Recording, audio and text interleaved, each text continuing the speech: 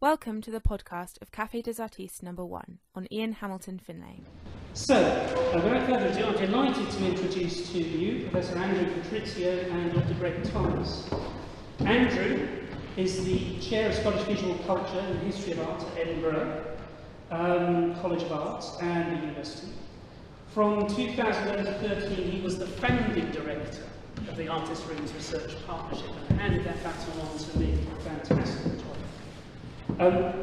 Andrew has taught, researched and curated the work of Ian Hamilton Finlay, focus scene among many other Scottish artists since the late 1980s.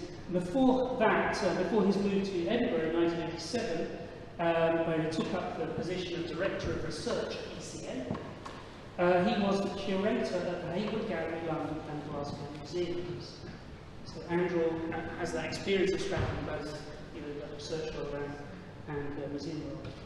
Greg Thomas is a tutor in English literature at Edinburgh University, recently completed a PhD on concrete poetry.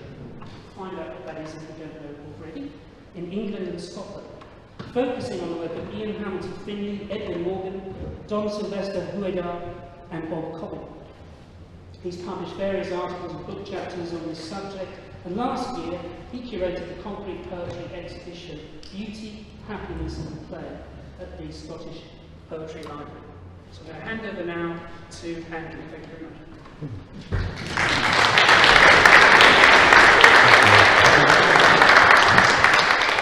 Thank you very much, Neil.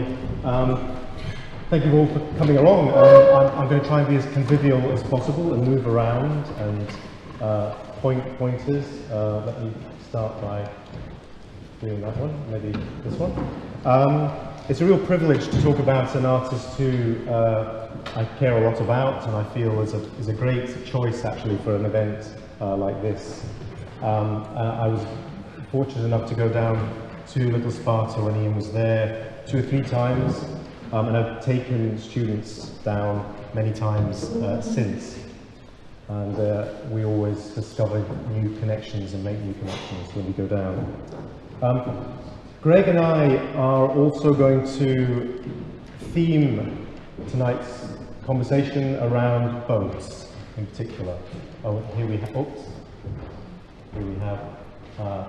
a boat there and another boat there in the small pond outside the back of the Sparta in the house.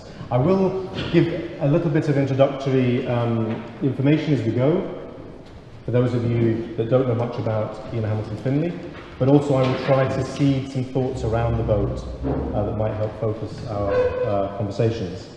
I'll also talk a little bit about the Artist Room's works that the research partnership is focusing on. But also I want to talk about an archive that we add to this scene which we have at Edinburgh College of Art, which has a nice story that connects rather nicely to tonight's topics as well. Okay, so Ian Hamilton Finlay was born in 1925 in the Bahamas, but moved back to Scotland with his parents very early, and then joined Glasgow School of Art for a brief period, travelled to Orkney, but moved in 1966 to Stony Path, a small farm area owned by his wife's family, Sue Finlay, and that's where Stony Path gradually emerged into what became known as Little Sparta. He made originally short stories, vernacular, beautiful short stories based largely on Scottish subjects, moving into poetry, particularly concrete poetry, as we'll hear more about, but really made his name from the 1960s up until the present, doing artist books, prints, sculptures, installations, all based and very much echoing back to his garden, which he didn't leave until the last few years of his life. He was there virtually all the time for 35 years or so, okay? And only, as I say, made short trips out, particularly to Edinburgh, in the last few years. Last time I saw him was in the Fruit Market Gallery Café, in fact. The artist, 3 key artist works, late artist works, Artist Room's works, came into the Artist Room's collection that Neil has briefly talked about. One of these is a very beautiful sailing dinghy. This is called Sailing Dinghy of 1996. It's a clinker sailing boat, and surrounded by it is a word poem on the right. Now, for those of you at the back, it might be a little bit difficult to see. What it says is 1 bow curves, 2 bow cleaves, 3 sail powers, 4 sail steadies, 5 rudder steers, 6 stern stitches, clinker-built, copper-fastened sailing dinghy. And what we will notice, I think, a lot in choosing the theme of the boat is that the work is sort of tethered to the wall through words. And there's a constant interplay between a place, which I often think of as Little Sparta, the place, and this amazing network of sculptures, installations, other gardens, prints, poems that spread across the world and are collected and treasured by many, many people. Another text work, 1999, is called A Last Word, Rudder. And what I love about this work, it echoes right back to his earliest period, which is the text, the rudder, the last word of the sentence is doing all the work. And what you find quite often is that there's an analogy between a physical object, in this case a boat, that is being steered by this last word. So it's amazing how in very economical means, what you'll notice with Finlay, and which he said, and I love this phrase that he said, is that everyone talks about the complexity of my work, but no one talks about the simplicity. So again, I think it's quite nice that we also remember the simplicity of his work, despite the fact that many of you who know Finlay's work will know that he deals with ideological conflict, he deals with militia, he deals with revolution, he deals with image and text, he deals with politics, he deals with gardens. The range is absolutely enormous, which is why I think Greg and I felt that we should concentrate just on something very simple but very suggestive, which is the boat. This reminds me to say something which I also think is very special about the Artist Rooms collection, is that whilst there are 3 main works that Anthony Doffey has given over to National Galleries of Scotland and Tate, Ian Hamilton Finlay is the only artist where both institutions have agreed that all the works that they hold can be part of the Artist Rooms venture. So any other works that Tate or National Galleries hold can be in Artist Rooms exhibitions.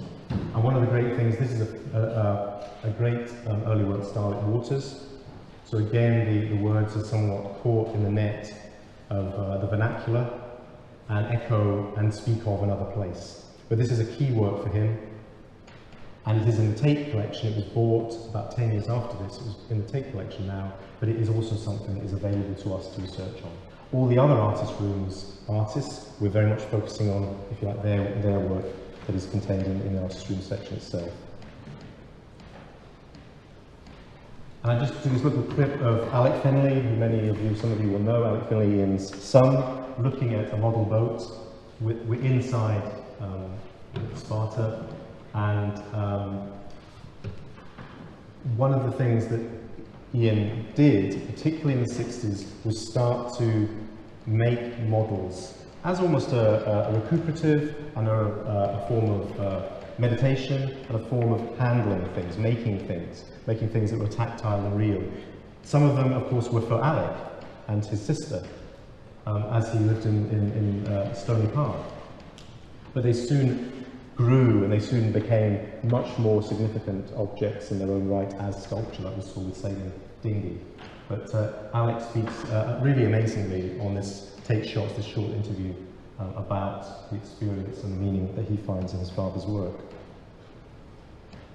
I want to jump to some extent, just briefly, to talk about a person who first communicated with Ian Hamilton Finlay in 1968 and was very interested in his concrete poetry, a person called Alan Young. Now, Alan Young was a teacher in Manchester, and he was doing a PhD on Dada and Surrealism, and he discovered this concrete poet who had achieved quite an international reputation already, and it was Ian Hamilton Finlay.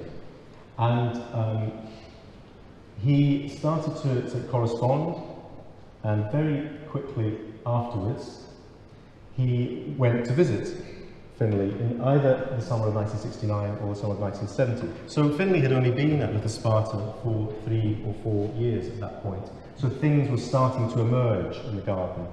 And one of the things was the building of ponds, one very large one towards the back, but also he talks about building these kinds of small dinghies, small boats for his children and others to float in and play with in the pond. The background to how this came, this archive by Alan Young. So Alan Young collected letters from 1968 until 1989. He bought prints and he had a lovely correspondence and quite a long correspondence with Finlay over this time. And he wanted to actually commission a work for Manchester Polytechnic, where he worked at the time, which didn't come off as it turned out. But this collection moved with his daughter when he died, it moved with his daughter to Edinburgh. And through a mutual friend, Jenny, the daughter, got in touch with me and said, would we be interested in looking at this small archive. This archive, I should say, is completely off the map. It's not talked about. No one knew about it until around about 2005, when Jenny got in touch with me. We acquired it as part of ECA, and now it's very safely housed within the special collections of the university, and is a key way of us understanding aspects of Ian's work through what Alan Young collected. These photographs, some of you in the audience were here in summertime when I showed them, but these photographs are transfers from 35mm slides that have never been seen before. And there's Alec in the boat, and Sue Finlay, and you see Little Sparta, well, certainly part of the demos has changed quite a lot. There were possible films that were made of these early experiences that never came off. I mean, full-length films which are still never been seen. But what I loved is the fact that he was starting to kind of use Little Sparta as a play area in some senses for his children, but also a play area for ideas, for projects, museums, galleries, and other artworks that would spread around the world.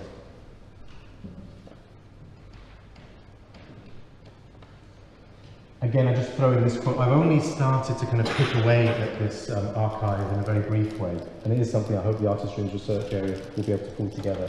There's a lovely little quote, and again, I don't think this quote is known. Ian sometimes would write letters and he would copy them to others. So, to some extent, what he was saying to one person could possibly be seen by 30 or 40 people. But with some of his letters to Alan Young, are likely not known at all, and I'll come on to something else very quickly in a minute.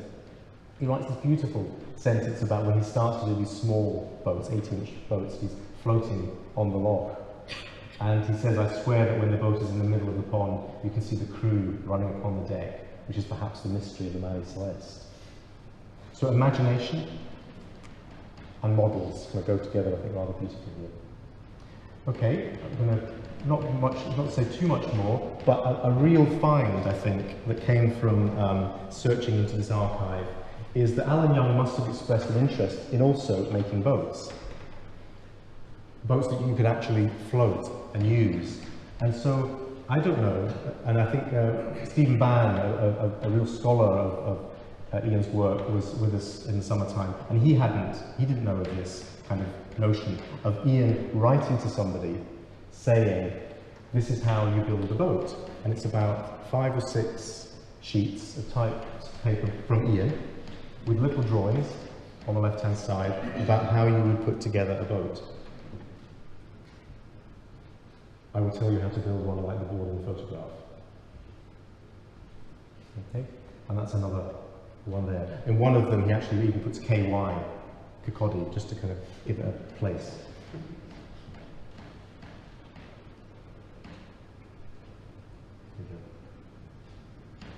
And then I want to also throw to you this rather beautiful thought again he wrote to Alan Young. He may have said the same to others. I sometimes think that it would be much better if teachers and poets had to learn to build kites that fly and boats that float. This would at least give them a grasp of form and function, and some sense of the actual world around them. I mean, as I probably said before, if X's and Y's poems were like kites, they'd never leave the ground. And by extrapolation, if they were not well-built boats, they wouldn't float. And then when I looked at this, and for those of you that don't know Little Sparta, you know, this is the main entrance here. This is the cottage where he would spend most of his time. Now these are temples to visit, and then as he gradually moved and started to work around the gardens here, and then the larger lock here with the boat illustrated. Those of you that know the garden will know the beauty of it and the poetry of it and the magic of it. But those of you that don't, I now, in thinking about this talk, started to think about this as almost a place for departure, a kind of a boat, something that was built in rather simple terms that gradually became more and more complicated and more welcoming and having more and more avenues for thought and reflection. And certainly in my experience of taking people who don't know this place around it, that sense has become stronger and stronger over the years. And then I thought we would just leave my piece on the boat has a fish, the boat has a duck, the boat has, but this little sign saying please do not feed the boats. A very Finlay-esque term. Thank you.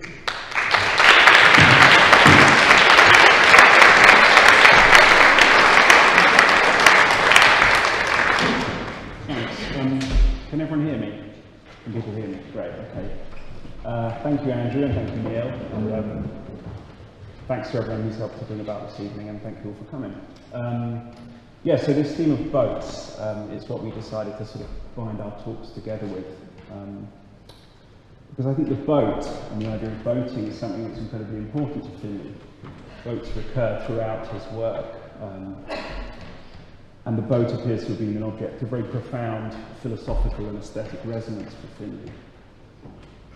In the 1960s, he talks about his work in terms of, he describes his work as a model of order set in a space full of doubt. And to a certain extent, the idea of the boat evokes both sides of that epithet rather nicely. On the one hand, the boat is a place of sanctuary, of protection against the elements. But it's also something that's potentially cast adrift, that's at the mercy of the elements, that's tossed around on a stormy sea, if you like. So it's a model of order, but it also evokes the broader context of doubt or vulnerability or isolation in which that model of order is set. And it's also an image of homesickness, I think, and of uprootedness, and that's a theme that Finlay returns to again and again in his work. The boat is a home, but it's not your permanent home. It's a home away from home, if you like. This is the first piece that I want to direct us to. This is a short story called The Splash that was published in 1956. And it's a very little known piece. I became aware of it through Alec Finlay's introduction to a book of Finlay's poetry that was published last year, which is a great autobiographical introduction to Finlay. The introduction to that book itself by Alec Finlay, I highly recommend. This is a poem called The Splash, a short story called The Splash. And in the 1940s and 50s, Finlay was living mainly in rural Perthshire. He was doing a number of sort of menial jobs, labouring jobs. He was also shepherding, and he was living with his first wife. But he was also painting, and he was writing short stories. And what's interesting about Finlay's short stories in the context of his later turn, as we've seen, to three-dimensional art, to model making, if you like, is that Finlay's short stories are engrossed with objects. There's this small compendium of visual and physical objects which recur again and again and again in his stories. Little humble, rather homely objects, but which have this apparently rather profound philosophical and aesthetic resonance.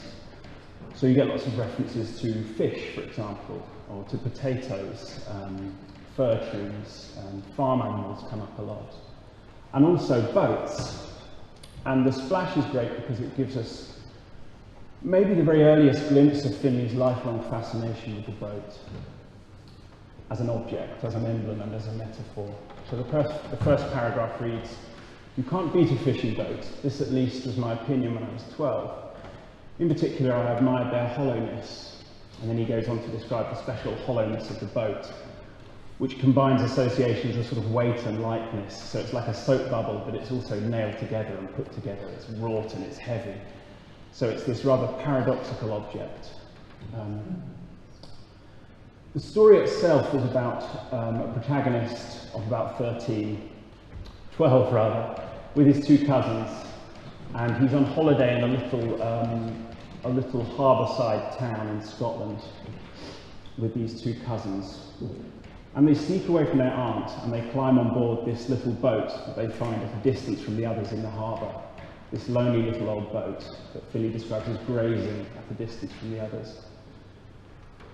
So they clamber on board and they start exploring this boat. Eventually the protagonist falls in the water, and that's why it's called the splash. But at this point, when the second quote comes in, they're exploring this boat.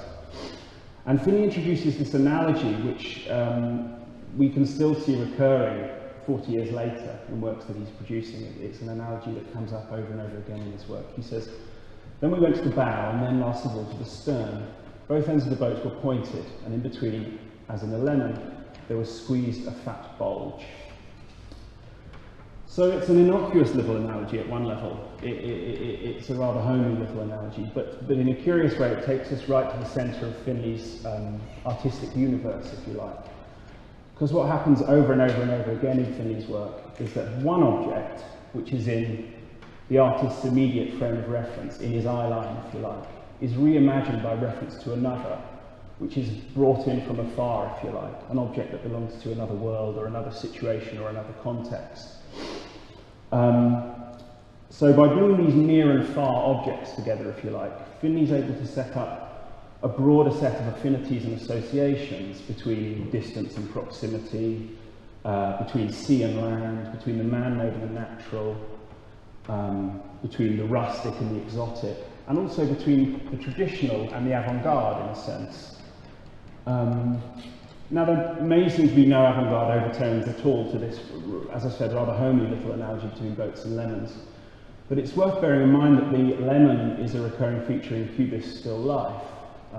This is Picasso's vase bowling lemon from 1907. Finlay had studied and was engrossed in Cubist still life from a very young age, and the lemon would have had associations. It would have signified this picture and other pictures like it for him. So rather surreptitiously, via this rather rustic, homely little analogy, Finlay is able to bring in associations with avant-garde art, essentially.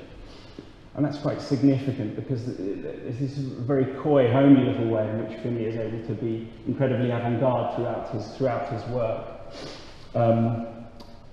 Yes, and I think the boat lemon analogy in particular is also significant because, as I've said, that's one of the ones in particular which you can really clearly see recurring over and over and over again. It survives any number of medium shifts in Finlay's work.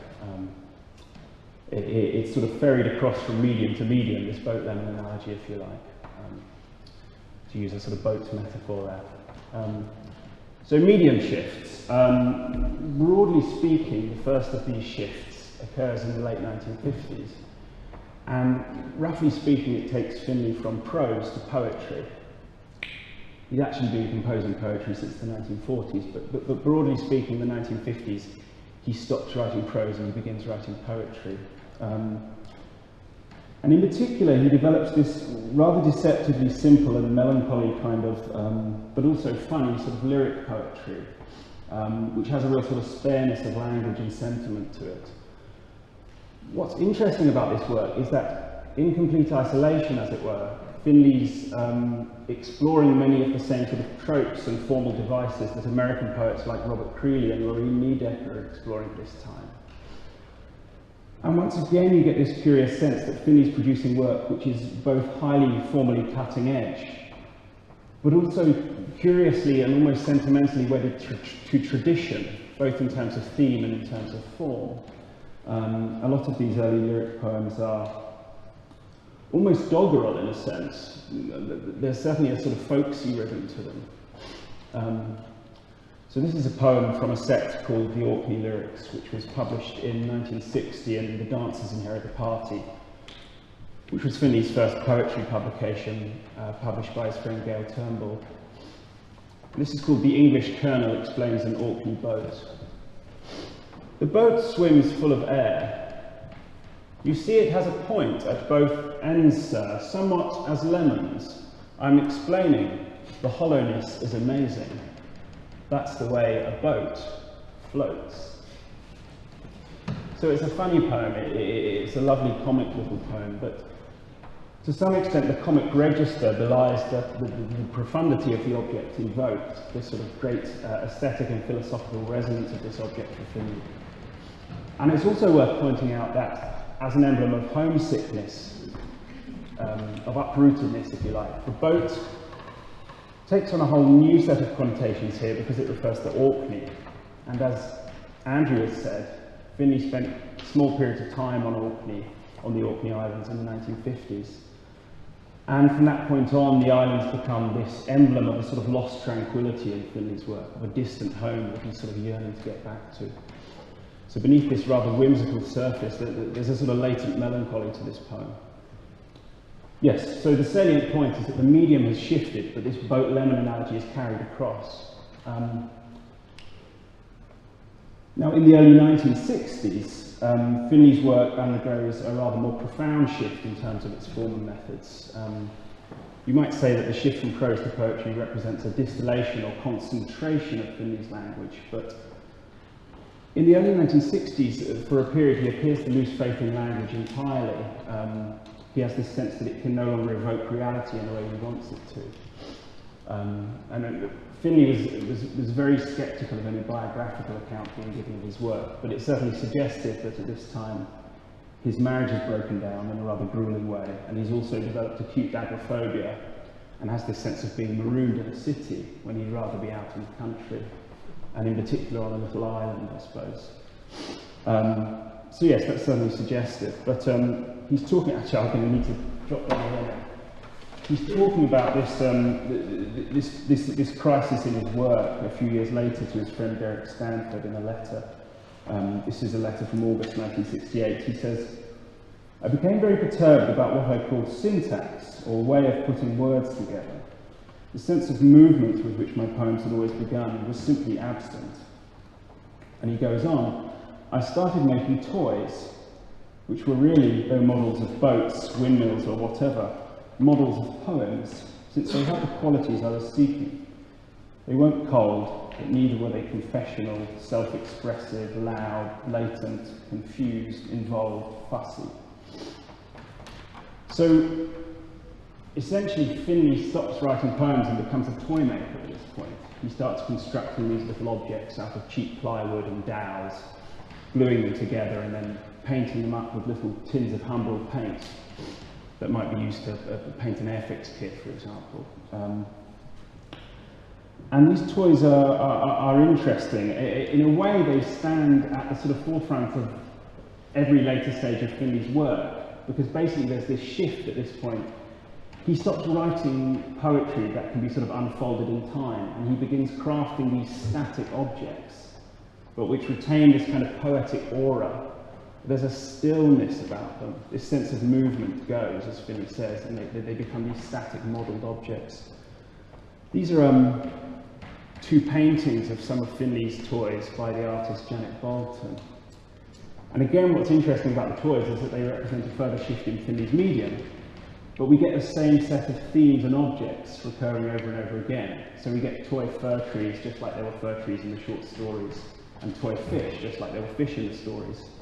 And we also get lots of toy boats, and these are two images of some of Finlay's toy boats. And they evoke their essence rather nicely. There's a sort of a childlike quality to them, playfulness, but also again this sort of latent melancholy, a kind of sadness to them, which is quite hard to sort of pin down, but which is certainly there. Now, I mentioned the shift in medium in the early 60s. The toys are very significant, but they don't exactly represent the consolidation of that shift, in as much as the toys represent a complete break from language, a complete abandonment of language. These are mute objects. Oh, I also have an image of a toy cow, just to give you an idea of what the toys actually look like. This is one from the National Gallery of Modern Art, half of Finlay holdings there.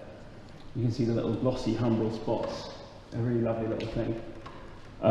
Yes, where was I? So the toys don't represent the consolidation of this shift in Finlay's medium, because the toys don't have any language in them at all. But the work we associate most readily with Finlay combines language and modelling. It doesn't abandon language, there's this combination of the model-making impulse and the lyric impulse. And in that sense, I think it's really significant that by this point, Finlay is already composing what he called concrete poems, or what were already called concrete poems. That is, simply speaking, poems in which the visual form of language is central to their meaning. In particular, Finlay's interested in the poetry of a Brazilian collective, a poetry collective called the Neugandres Group, and also a Swiss poet called Eugen Domringer. And they've started producing this poetry from the 1950s, which they refer to as concrete poetry. And it was visual poetry, the visual form of the language was significant, but importantly, it was neat, clean, and minimalistic visual poetry. There had been a tradition of visual poetry running back to the Dadaists and Futurists, and beyond then to the Symbolists, in fact. But it was very expressionistic and rather chaotic, and the poetry of the Neugandres and Domringer was clean, it was precise, it was iconic. It was a model of order, in a sense. And Finlay is completely enamoured of this work and of concrete poetry in the early 1960s. So he has almost a spiritual conversion to concrete, in a sense. And he begins composing his own concrete poems.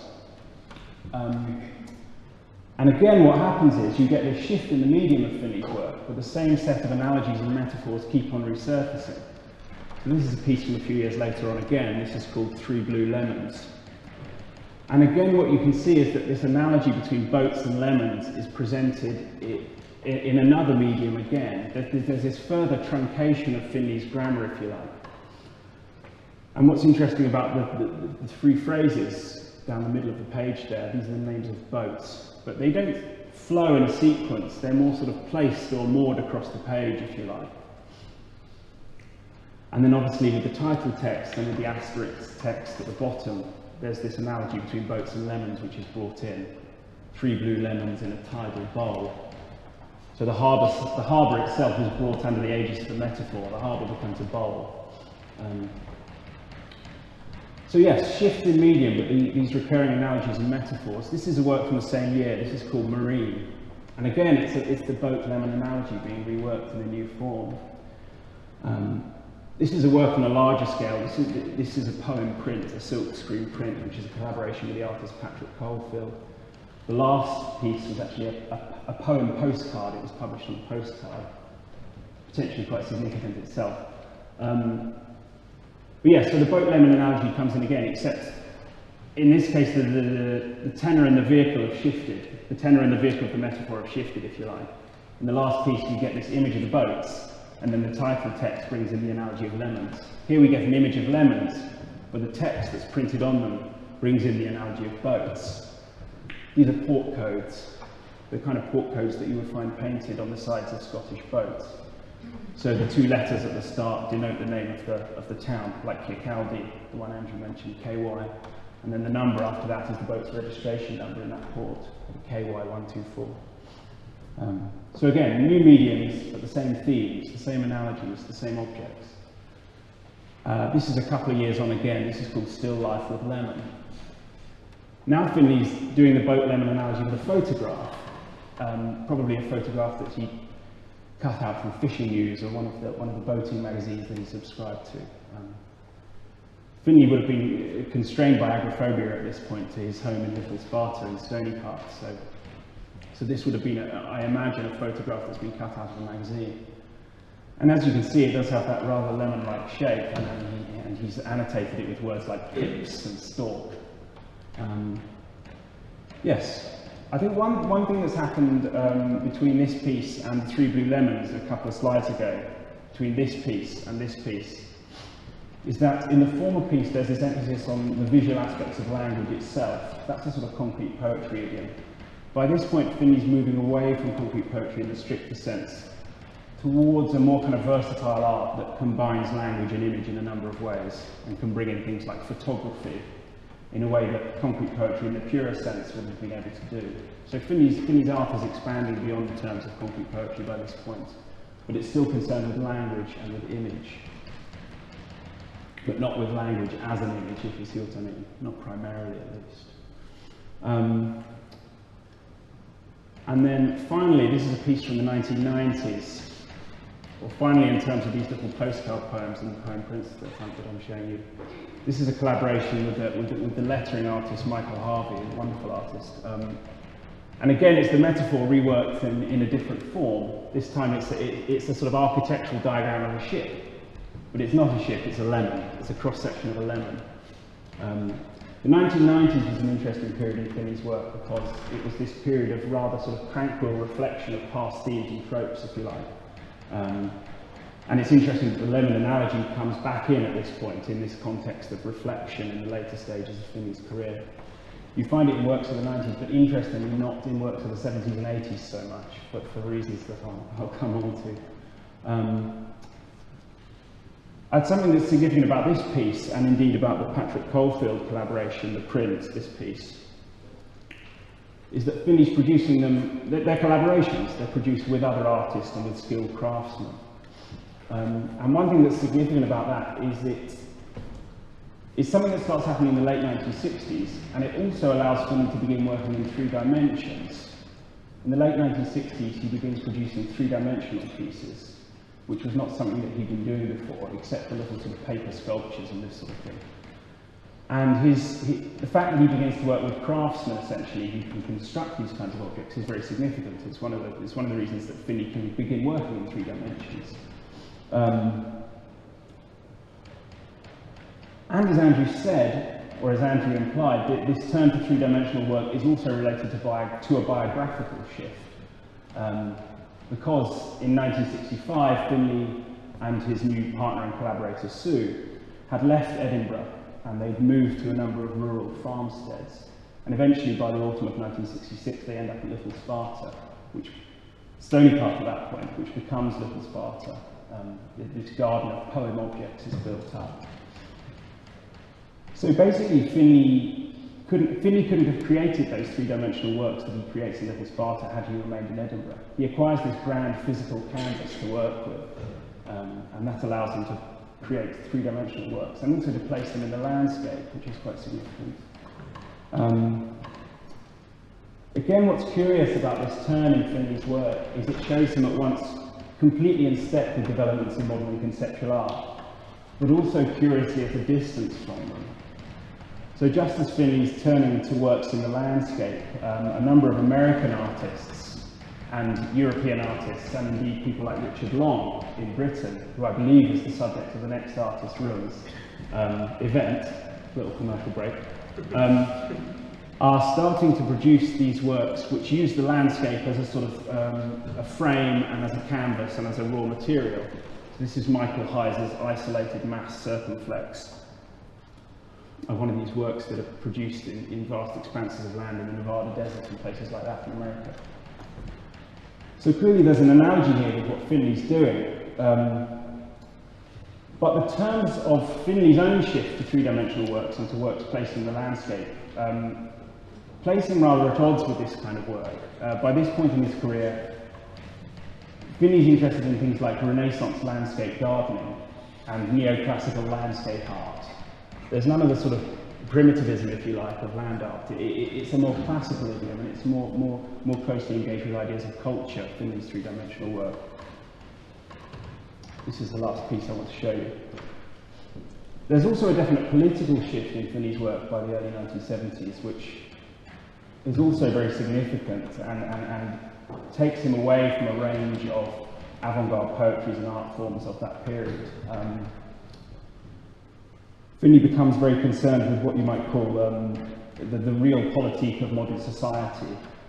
He becomes very concerned with issues of conflict and with the potential inevitability or necessity of conflict as a way of ensuring moral and social order. And that really puts him at odds with a range of sort of avant-garde artists and poets in that period, whose politics Finlay would have felt were a rather kind of facile pacifism, a sort of anarchism, that was only pacifist because it really sort of refused to ask the difficult questions about modern society and its relationship with conflict and violence.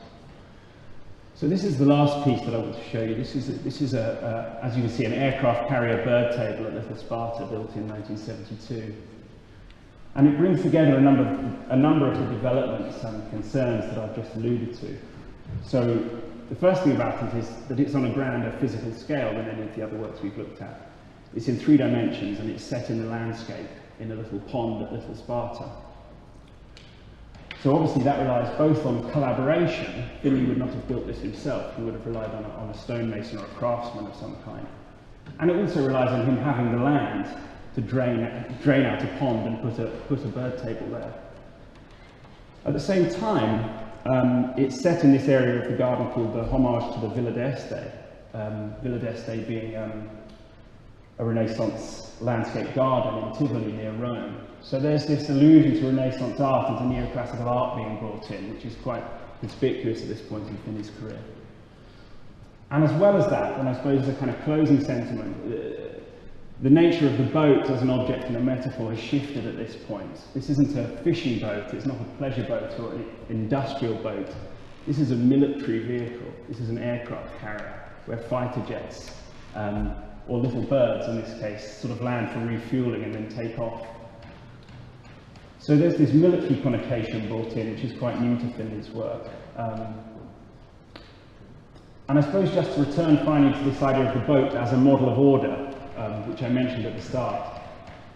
The kind of model of order that's evoked here is no longer just a model of order in the emotional or aesthetic sense. This is a model of order potentially in a military sense. I mean, clearly, as well as that, it's a very funny and whimsical work, but that doesn't sort of swallow the sort of the allusion to conflict here. This is a military vessel. It's a model of order that may be potentially established and maintained by force. So I think just to conclude, that shift in Finlay's work by the 1970s, the early 1970s, is maybe what separates it most profoundly from the work that had come before it. Thank you for listening.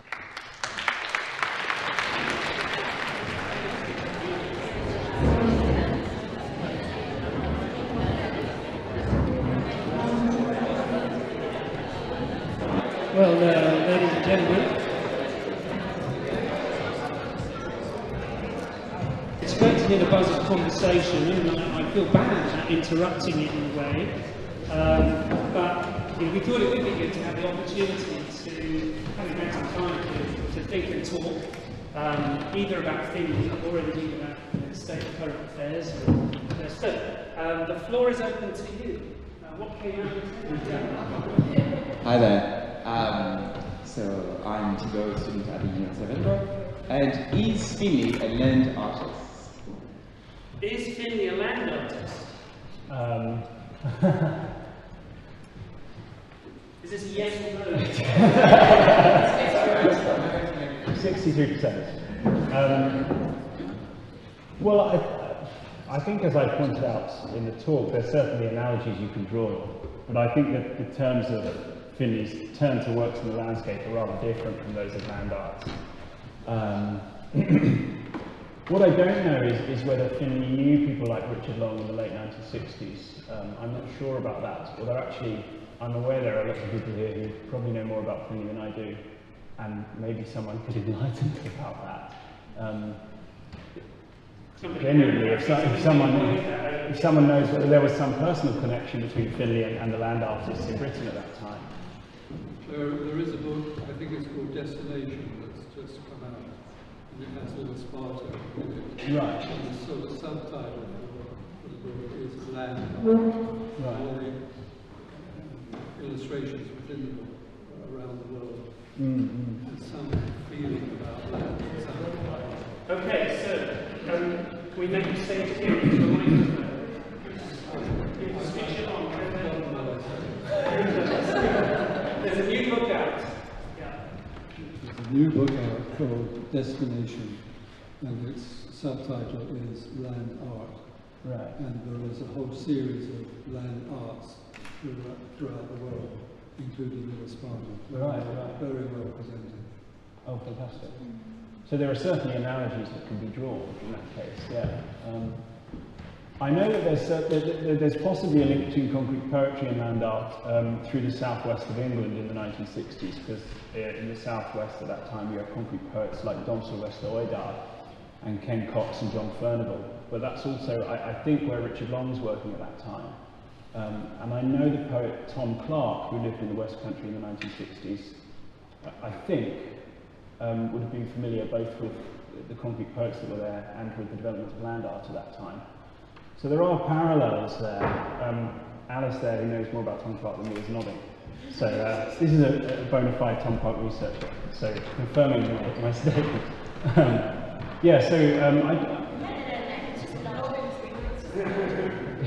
can't amplify. I don't know. I wouldn't say that Finlay's a land artist in any very precise sense, but I think there are definitely interesting analogies to be drawn, but also some clear demarcations to be drawn as well. I don't know whether you have a view on that. I mean, maybe I would just offer a thought that we know almost certainly that Finlay himself would have said no, of course, and he would. But maybe the poet in him would have resisted that kind of categorization, as probably Long and any artist working in land would say. The only other thing I'd throw open is that there is a distinction, I think, to be made between North American artists and not just Scottish artists, but European artists. And one of Finlay's most lovely sentences is art is a small adjustment. And although Little Sparta was rather a big adjustment, and digging out Loch and F at the back is quite a big thing to do, it's nothing really comparable to the physical adjustments that American artists would make on the landscape. So I'd say maybe mentally, Finlay would make big moves, but physically less so. And whilst there are some great North American land artists, it's not because they do big work that they're great. Yeah, I think Finlay's works on a human scale, isn't it? In a way that lots of American land art isn't. But isn't there a difference between being a gardener and being a land artist? I was just going to say, is there not a difference between being a gardener and being a land artist? And is he not really a gardener? He would use that phrase for his intervention into the landscape. He wouldn't say he was doing land art or anything. No, that's a good point. I think that's a really fair point. And it's a sort of homelier term as well as a gardener, in a way that perhaps applies better to Finlay. Or avant-gardener. I didn't take it in a different direction out there. Something came up on the tables.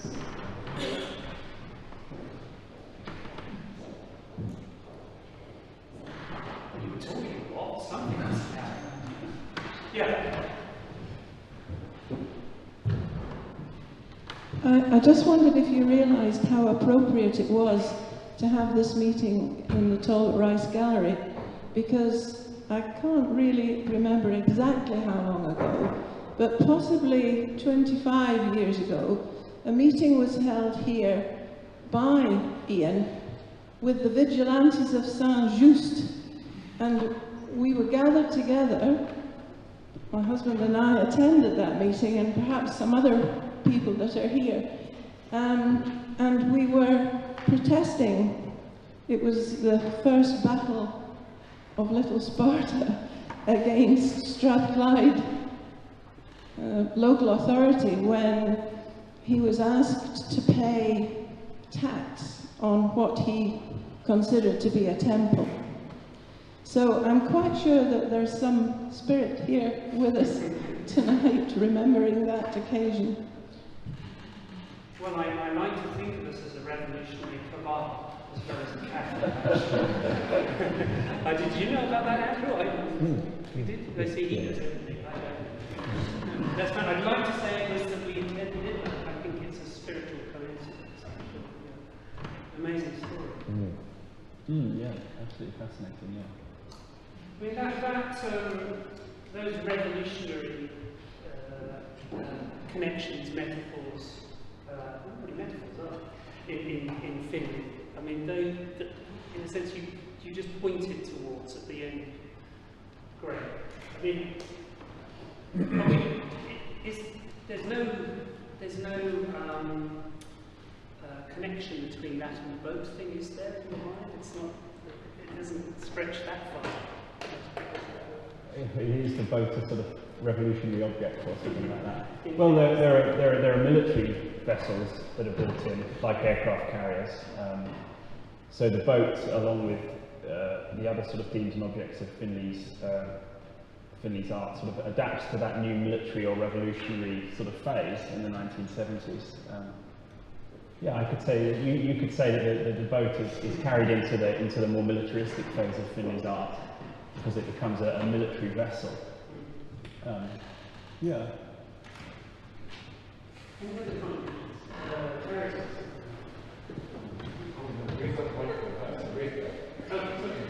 Okay.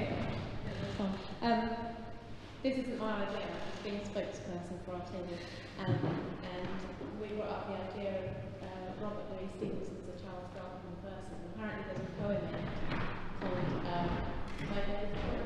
called something about a head being a boat, and that was we were talking about the idea of sort of being isolated, but using your imagination to travel, to sail beyond, you know, this single point, and Little Sparta perhaps being a bit like that. And I just wondered if you knew if Finlay had looked at Robert Louis Stevenson at all. I mean, that connection, other people might know more about than I do, but Stevenson, absolutely. I mean, one of the most beautiful interventions in Princes Street Gardens is the planting of the silver birches, which I remember being planted. It was about 15 years ago now, maybe even 20, it was like 15 years ago, where he has the bottom of a column, and it just says RLS, minor letters. And the birches are looking more and more formidable every year that goes on. And this idea of the simplicity of Stevenson, and possibly also the dark side of Stevenson as well. You know, he's fascinated in duality in a way that maybe Finlay also is. But particularly around the childhood fable and that image that you've mentioned, I'm not sure, but you kind of think he would have known it well. It's a nice connection. I'm glad you brought it in, actually. Yeah, there's a piece of his called Master Bankies, in which he actually puts like short lyric poems directly inspired by Stevenson's on the sails of little boats. He makes it expressive.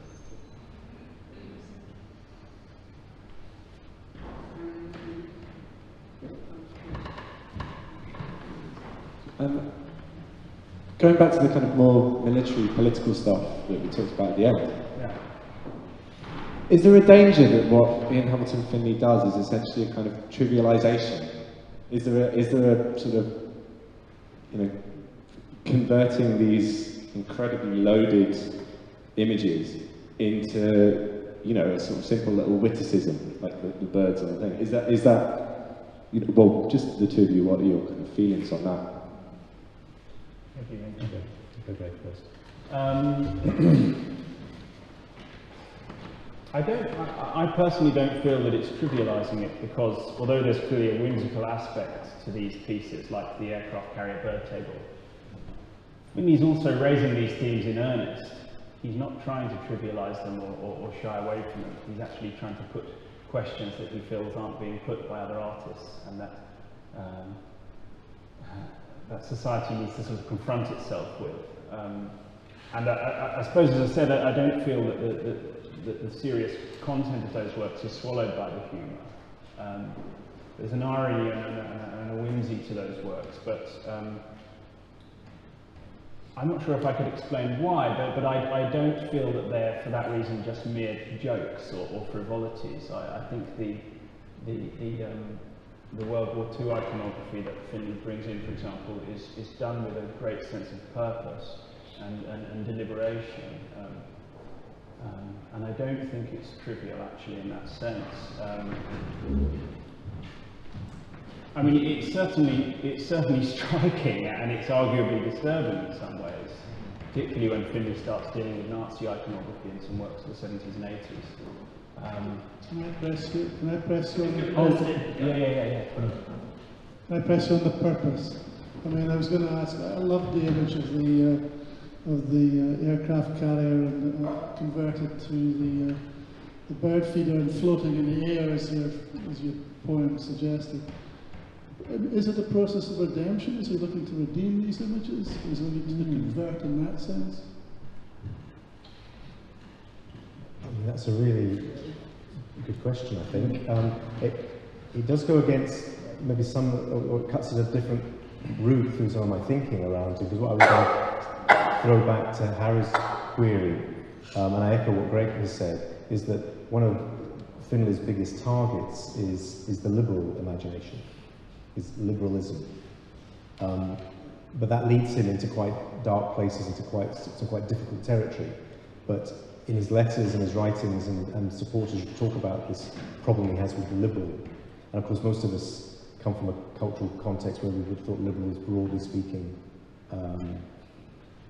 benign, and he doesn't believe that. So he asks quite testing moral questions, and his interest in the pre-Socratic thinkers also tests that too, which maybe goes back to the pithiness of Heraclitus. So I think there's something there which I think it would not be right to register these as one-liners. Yes, that's what I'm asking for. What is the question then that he's asking? Can we shape the question that he's asking?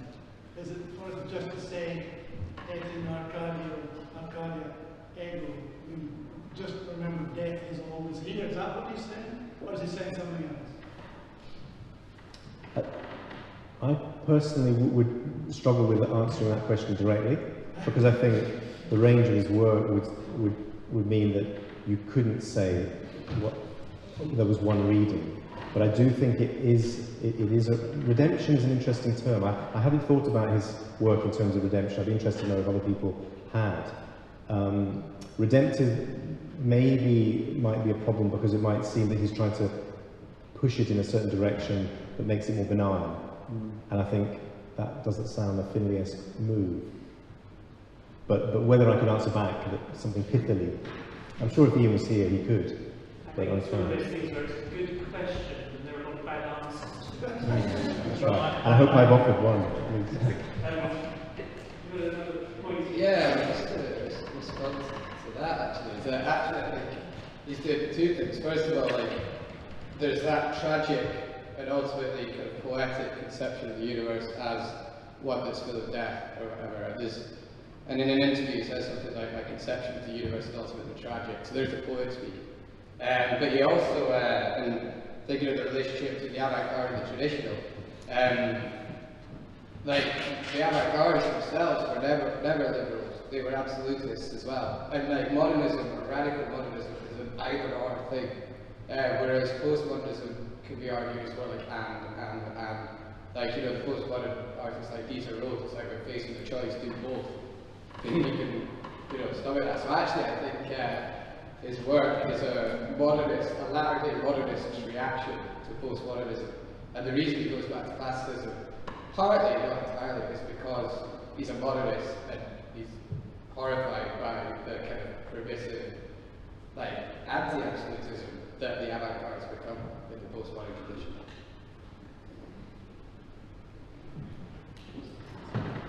I don't think to chew on that for I think we'll have time for one more. You're going to tell us something.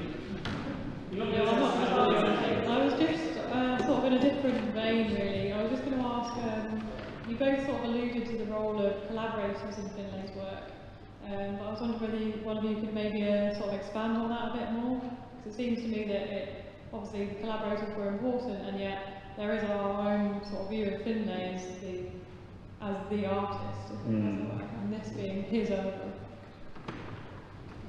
I wonder if we have any collaborators of Finlay's in the room, and whether they might be able to answer this question. I have a feeling we have at least one, but I don't want to put them on the spot. I think there is a very sort of pragmatic response to that. Very simply that Finlay has an idea, or he has a project, he has a need to produce. And he looks around and talks around and looks up appropriate journals and says this particular person is a good craftsman, is someone who is well known already, like, say, Ricky DeMarco, and in a way works up his ideas on the back of the skills that he has identified and brought to the occasion. And I have raised this with other collaborators in detail, and they all confess to not knowing how Finlay knew of their presence. But I suppose what you're suggesting in a sense is that it was genuine collaboration. He shaped the work according to the skills of that person. So he wasn't just the master telling them what to do, he was also responding to their skills, and there was a genuine interplay there perhaps. Okay, we're going to have one more. There's a very bouncy part of there, so I'm going to give it. Yes, I have the second question. Press it. Is it on? No. Press the button. Yeah, that's it. Yes. It does make a difference. So it's just regarding the name of his domain, Little Sparta. I can't, help myself thinking of the parallel or more opposition with the New Athens in Paris of the 19th century in the 9th arrondissement. So we had Little Sparta and New Athens in Paris. So, I guess it's not the appropriate answer, but please, if you could elaborate on that. Okay, it was something that we didn't say at the beginning. I'm aware that many people do know the origin of how Little Sparta was termed that, but equally some people maybe don't. And obviously it was done in opposition to Edinburgh as the Athens of the North, and Little Sparta being seen as an elsewhere that was rather rebellious with the Athens of the North. So that's the explanation of the term, and very carefully chosen, of course, and very thoughtfully chosen by Finlay. As an aside, always I actually try to work out the distance between this site here and Little Sparta itself. It's 26 miles, which of course is a marathon. So that introduces another association entirely different. Something for you to think about.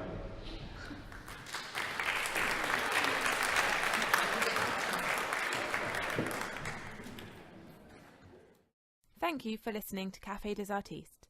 For information on upcoming events, please visit the Artist Room's Research Partnership website or like our Facebook page.